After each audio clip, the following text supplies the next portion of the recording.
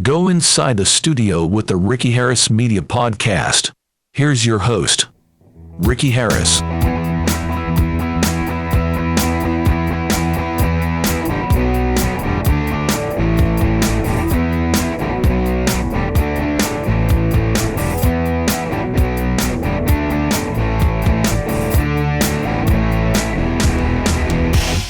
Thanks everybody for checking us out. I can't thank you enough. Without you guys and gals, this show would be really pointless. Thank you for listening. I do want to give a correction out for last week's episode 3. I said something else. No, that was not the right number. It's 4014 Big Boy, the steam engine, which is really 2 steam engines in one. I think I found my expertise here. I've always been, I say always, since I can remember, I've always been a railfan, as they call them. People that are really into engines, trains, just the idea of a train. That could be any train. Always found it very fascinating. The maglev trains that actually use magnetism to levitate. That is so awesome. The old scientific thing, the old scientific theory of having a maglev train in a tube with all of the air evacuated. That would be like the most efficient means of transportation possible, right? It's kind of like spacecraft. All that energy is spent getting it up to speed. And then once it's up to speed in orbit, you're just there. It's just maintaining speed. Of course, it will slow down. There is air out there in space, little particles of air. And of course, eventually, the Earth's gravitational pull will bring it down. But that went off on a really crazy, super geeky tangent there. But just wanted to say 4014, check it out. It's coming up on 20,000 views. There for the longest time, the YouTube channel, I was really grateful to have over 100 views. So I cannot thank y'all enough, and I cannot can't give enough thanks to my best friend and his brother. Both of them have always been like my brothers, and we all put our heads together, and I couldn't have done it without them. They were running the other 2 cameras and kind of helped set everything up, driving the chase vehicle for that shoot in College Station, Texas. That was an absolute blast. So I do want to talk a little bit more about like doomsday prepping. And it doesn't necessarily have to be like, oh, the end of the world, apocalyptic. Not at all. Just mainly being comfortable. Life still going on. Like, for example, if you lose electricity. I had this happen when I first moved out here. Now, I've had this happen before, too, with really bad snowstorms. But this case, it was a thunderstorm. Was without power for 3.5 days. And I was not prepared for it. I was prepared for it to some degree. Me being a tech guy, I'm always staying on top of keeping my devices charged up and that kind of thing.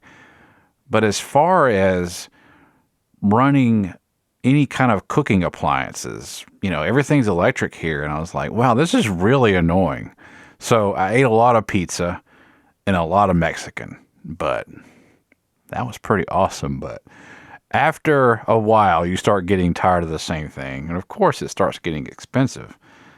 So it's really good to have a propane grill, any kind of grill that doesn't require electricity. That's really good to have, and always have a tank ready to go. And also a cooktop, a propane cooktop. They're not expensive, like a camping cooktop. having those two items will really save you a lot of frustration when that happens, because it will happen. Unfortunately, the grid is pretty vulnerable, not just because of weather, but yeah, people doing some really nefarious things. Yes. It's always good to assume that the power's not going to be there and think ahead on that. Thinking kind of relatively low tech on that theme here. I think this stuff's kind of obvious, but I don't know. Always have a lot of ice on hand. I keep my freezer filled with a whole bunch of ice. Not just the ice from the ice maker, but I have bags of ice and also bags, like gallon bags, that I just fill with water and let it freeze in there. So I got this big chunk of ice, like a gallon, of frozen water. That stuff is real, ice is really good to have. So, when your refrigerator loses power, I want to say it's not very long. It's like after about 6 hours, you really want to get everything out of the fridge and put into coolers. So between those two things, you can still cook up fresh food, have fresh food, and have some form of normalcy during those very annoying outages. So back to audio engineering. So what if you are out and about? This actually happened to me a few years ago. I was participating in a contest at VO Atlanta. This is a really cool contest. It's called the VO Challenge. And what the VO Challenge is you and several fellow voice actors, voice artists, voiceover artists, put your heads together and come up with a script for a commercial. And in this case, it was a PSA, public service announcement. And you engineer it, the audio engineer it, write the script, act it out, and then master it, produce a 30-second commercial. The winner of this contest gets it played on local radio in Atlanta. Which, when I learned about this, I was like, oh yeah, I'm all in on this. So I, having, the engineering expertise, I will say, that's me saying that.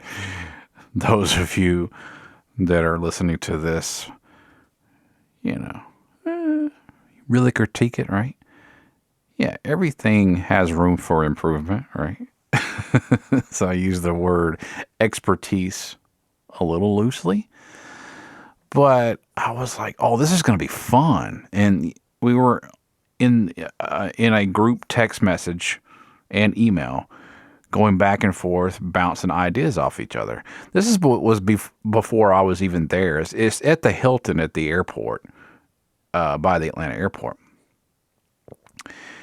And they were like, hey, who can engineer it? I was kind of like, yeah, like raising my virtual hand in the email. Oh, yeah, I can do that. So I love this aspect of it, of collaboration, because it's not just artistic collaboration, but it's also engineering collaboration. So one of the voiceover artists had the recommendation of recording inside the car.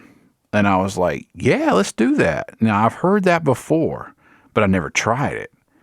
And I was blown away because vehicles, a lot goes into making the interior of the vehicle very acoustic friendly, not just for, isolating you from noise, wind noise, engine noise, whatever else that makes noise outside of the car. But it also is designed kind of like a mini studio to make the radio sound good. We recorded in the back seat of my Chevy SS at the time. And when I played it back, I was like, wow, that sounds pretty stinking good. That was really cool, and it was really neat to meet fellow artists that have that passion, that excitement for doing this. And one of them was from Los Angeles, and the other one was from Dallas. Dallas has a very big VO conference too. But it's something that I think a lot of people don't think about. It's kind of like the crew on set. I think that is another aspect. You don't see them, so you don't really think about them. But VO and crew. I mean, it's all every job on the set, every job on the recording session is extremely important to the final product. And I love that. I was like, yeah, I didn't think about that, but that is a good solution. We were going to record in one of the rooms, but it's a hotel and, it's going to be echoey and there might be some noise outside the door. And that worked out great. I mean, it was like, close the doors and you got this little rolling studio. There are people that have mobile recording studios in an RV, and that is really cool. You think about that, especially doing vocals or, acoustic guitar, that kind of thing where it doesn't require a huge amount of space. But yeah, you can just roll up and say, hey, you want to record something? Yeah, come on. Record a podcast. I mean, the possibilities are endless as far as that goes. So yeah, if you're wanting to record something on the go, try it. In this case, we did it in the back seat because there was 3 of us. I was in the front running the recorder, and the 2 ladies doing did the bulk of the dialogue. We're going back and forth. We're in the back seat. One of them was louder than the other, and this was another thing that you'll run into doing this stuff. And, I just had one microphone. I actually had this exact microphone I'm talking to you right now on, the MXL 990. It's a directional microphone. So it picks up, really, it kind of has almost like a 180-degree pattern. But, it does have a null on the sides. A null meaning less sensitivity. So I use that to my advantage. Not so much for isolation, but it was mainly to balance the 2 voice actors. I actually had it sitting on not the transmission tunnel, but the drive shaft tunnel between the left and right seats. And I aimed it away from the lady with the louder voice. And I just kind of, as they were practicing, I would just kind of just scoot that mic over a little bit, and I got a good balance. When you're using a single microphone, that is something that you have to think about because, you can fix some of that stuff in automation later after the fact. Basically have, your fader or your virtual fader, pull the volume down, bring it back up, pull the volume down, You can do that, but sometimes that will be obvious and distracting, especially, natural conversation. You might step on each other just a little bit. And that's a really popular form of acting. Voice acting is conversational, realistic, sounds natural. So, yeah, you might have a little bit of that overlap. So that's not really a good solution to fix it, fix it in post, that old saying. Well, just fix it in post. So yeah, just techniques like that. Learn your equipment, read the manuals, look at the pattern that the microphone picks up, and just kind of put all that together and think about it a little bit. And I love that. Yeah, let's record in the car, and it worked great. I will try to find that clip. I am missing a lot of files, and I got to dig them up to find that commercial. We did not win, unfortunately, but, of course, people come from all over the world to this conference. So I was happy that it got played there. So it did get played at the VO conference for everyone to hear. One of the ladies complimented on it. She said, I wasn't able to be in on that, the closing, basically like the closing ceremonies of it. But she said, we didn't win, but it sounded good. So me being the engineer on it, that felt good. I like hearing that. I did have the tag. That was me. So I actually was in the commercial, the PSA. So I had a little tag at the end doing my announcer voice. On the subject of making the best of a not so ideal situation, sometimes you might have a little underlying noise, a little bit of, as they call it, the noise floor, and it might be a little bit loud, right? Just a little bit of, just something going on, just a little bit of noise. Especially podcasting, it works really well because you do have some really good sudden pauses. What you can use is a gate. And like I explained, basically the science and the operations of the gate on the last episode. But right now, I'm going to demonstrate it. I'm going to use it in post right now. So me actually in the studio right now, I won't hear this, but you will hear it. So I am going to talk right now. I'm about 6 inches off the microphone. I am going to move off and kind of talk off into the abyss here. I'm about 2 foot away, and I'm going to start talking softer, and you'll start to hear the gate kick in, and you'll start losing bits and pieces. I'm talking very slow. That way you can really the gate working start. So what you do is you can automate that too. But really, you can find a good level where the gate comes in when it needs to and it gets out of the way and it doesn't come in too early. That example of talking off mic or talking really soft, you don't want it, you heard it. You don't want it sounding like someone's hitting the mute button on you, on the mic, on that channel strip. So that is a really good, easy way and really inexpensive way in the DAW. Most DAWs have that digital audio workstation. In this case, I'm using Reaper. And you put that gate on there. That way, you don't have that hiss or that noise in the recording when no one's talking, especially if you have a lot of mics up at once. So a gate is really helpful.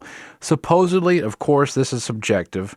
This is the artistic mind here. This is up for debate. Supposedly on audiobooks, gates are not really welcome. You really want them on an audiobook, which really makes sense because as engaging as an audiobook is, you don't want that to be distracting at all. You don't want to have anything in the audio chain to be distracting. So I get that. I've heard that from multiple sources.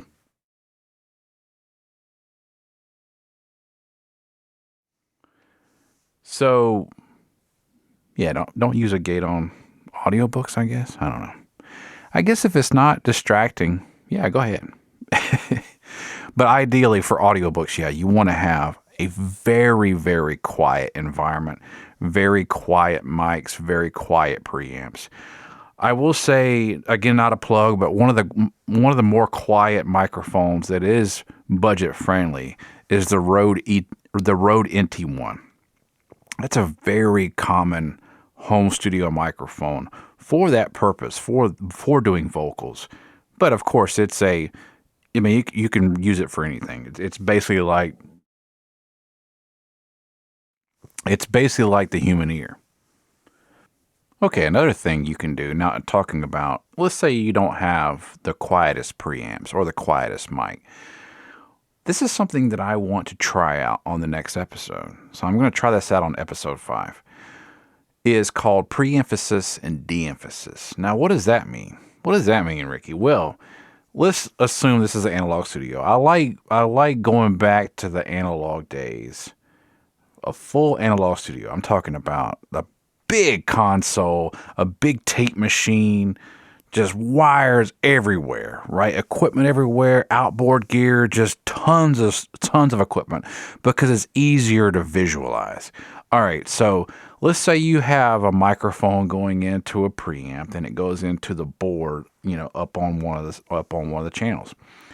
So what you do is pre-emphasis would be adding a little bit of high end. So grabbing the high, or 5K, whatever it is, the higher band of your equalizer, kind of turn it up a little bit, and then you're recording it with a high frequency boost. Then when it comes down to the mixing stage and mastering stage, you pull that back down.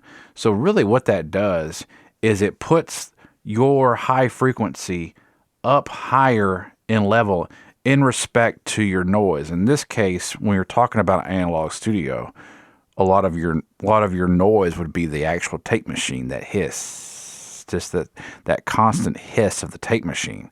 So you're putting the high frequencies up higher than that, then you pull it back down, and what you're doing is you're pulling down the hiss too. So you're expanding that relationship between high frequency program material, what you want to hear, and the noise of the tape machine, what you don't want to hear.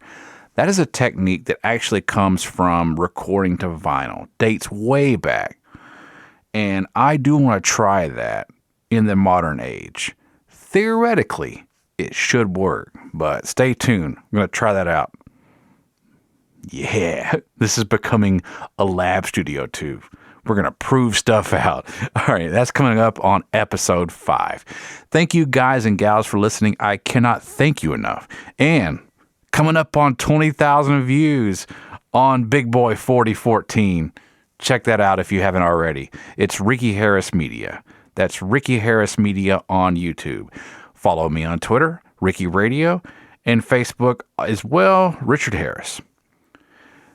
That's going to do it. See y'all guys and gals next time. Later. Bye.